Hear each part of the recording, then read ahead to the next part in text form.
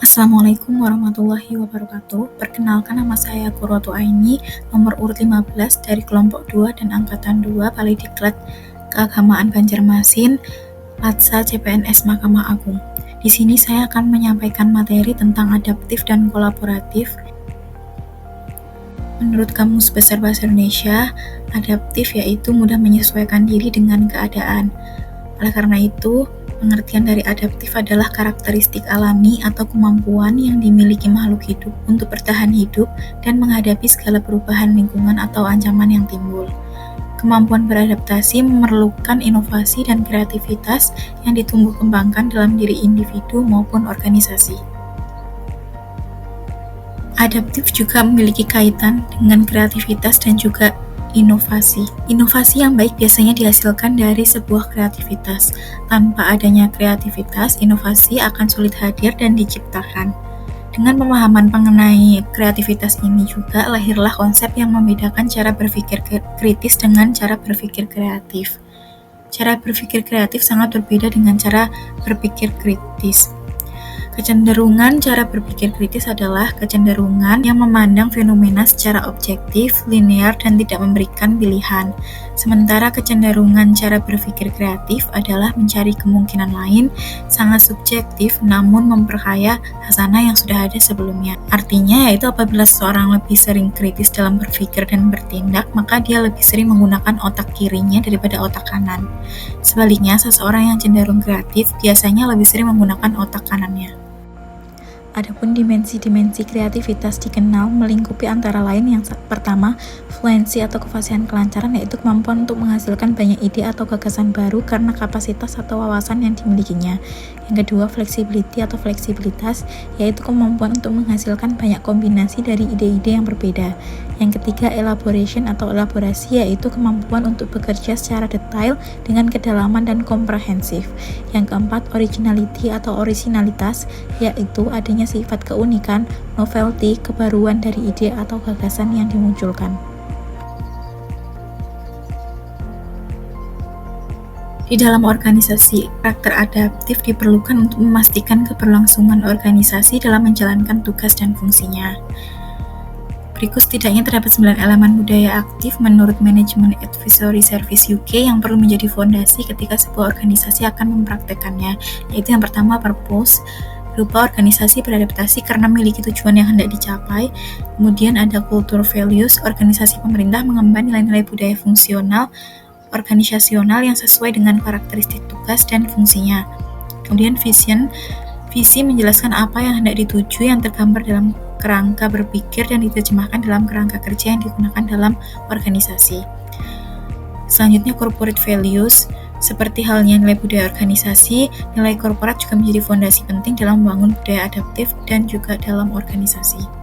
Kemudian corporate strategi, yaitu dibangunnya strategi yang lebih operasional untuk menjalankan tugas dan fungsi organisasi secara terstruktur, efisien, dan efektif. Kemudian ada struktur, problem solving, partnership working, dan rules, yaitu aturan main menjadi salah satu framework budaya adaptif yang penting dan tidak bisa dihindari sebagai bagian dari formalitas lingkungan internal maupun eksternal organisasi.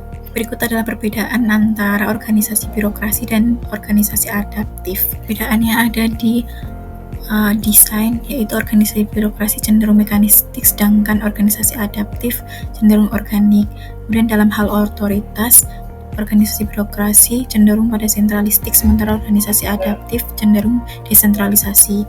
Kemudian perbedaan lain ada pada peraturan dan prosedur, rentang manajemen, tugas, tim dan tekanan tugas, serta koordinasi.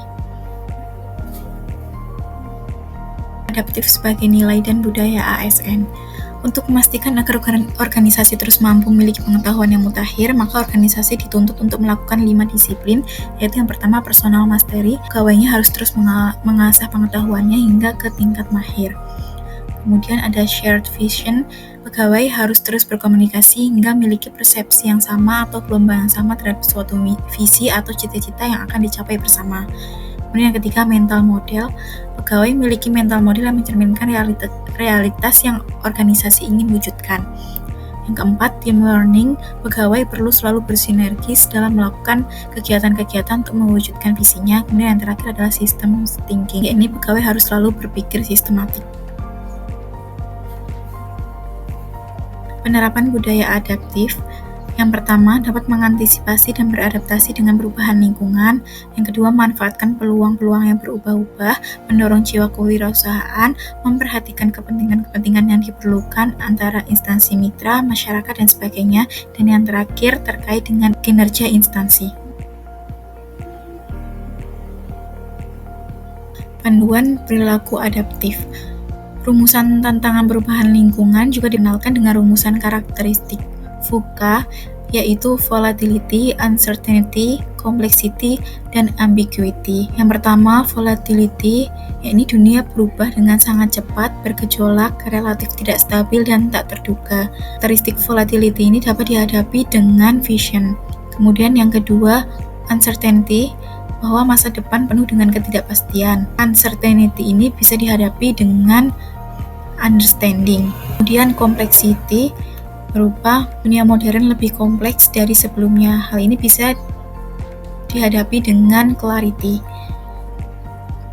Kemudian ambiguity, berupa lingkungan bisnis semakin membingungkan, tidak jelas dan sulit dipahami.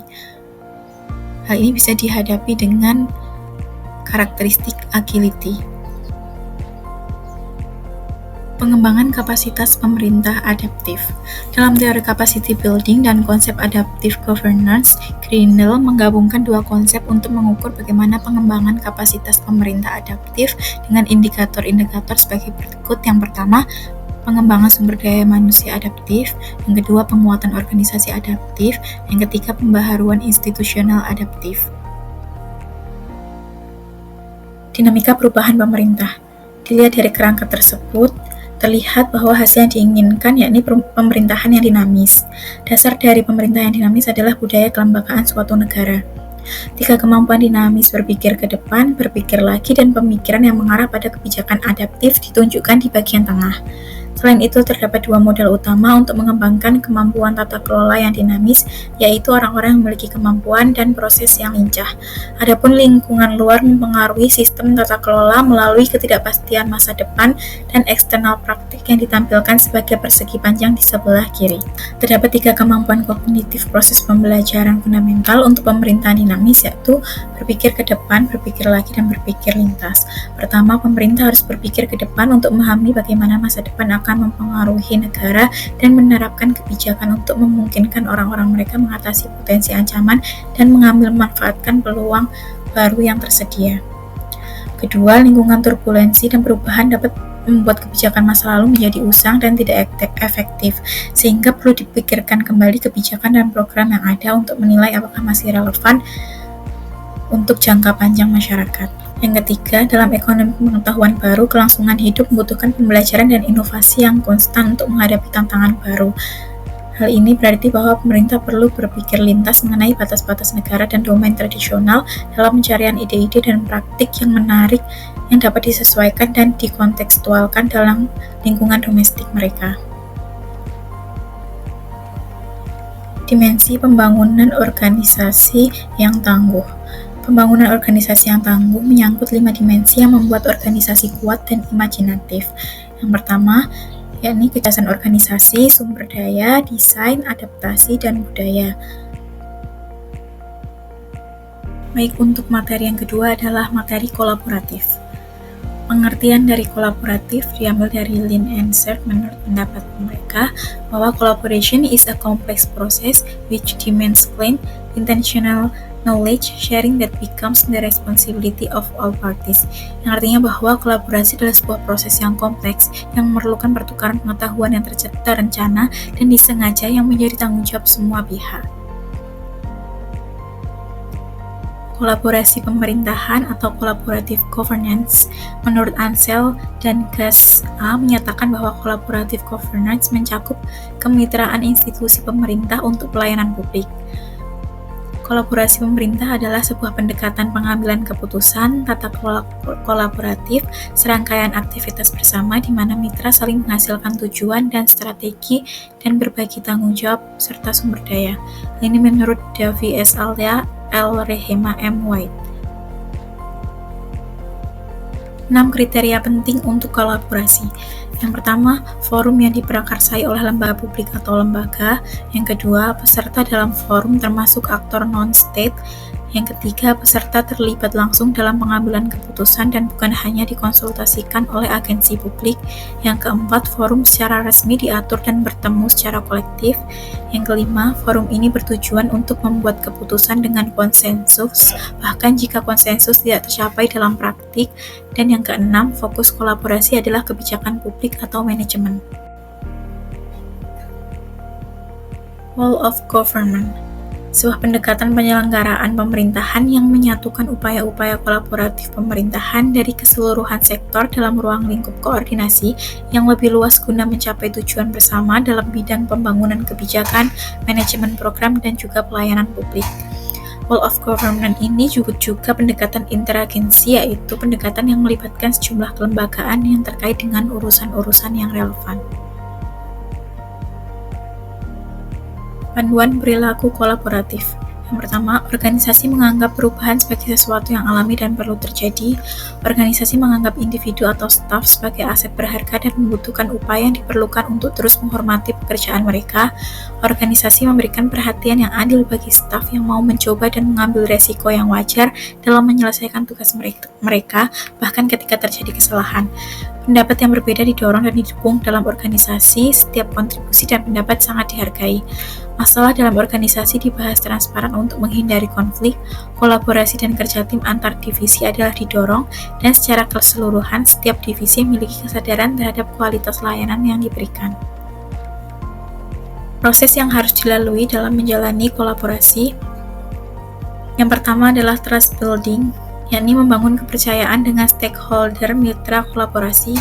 Kemudian yang kedua, face-to-face dialog, yakni melakukan negosiasi dan baik dan bersungguh-sungguh. Yang ketiga, komitmen terhadap proses, pengakuan saling ketergantungan, sharing ownership dalam proses, serta keterbukaan terkait keuntungan bersama. Kemudian pemahaman bersama, yakni berkaitan dengan kejelasan misi, definisi bersama terkait permasalahan, serta mengidentifikasi nilai bersama. Dan yang kelima, menetapkan outcome antara. Kolaboratif organisasi pemerintah.